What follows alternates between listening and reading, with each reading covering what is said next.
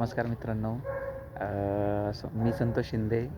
नुकतंच आम्हाला इथे नाशिक ग्रामीणला बोलवलं आहे. तर मी तुम्हाला आम्ही कुठे राहतो आणि आमचं वर्कआउट कसं चालतं त्याच्याबद्दल दाखवतो तुम्हाला खरं. गाडी इथून एंट्री.